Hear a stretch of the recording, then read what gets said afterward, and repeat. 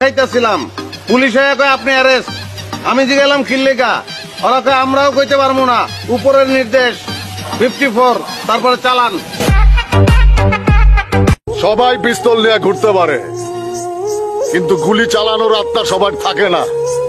আমারও পিস্তল আছে, আমি নিয়ে ঘুরি না, কারণ ওই জিনিস আমার কাছে থাকলে কেউই নিস্তার পাইব না।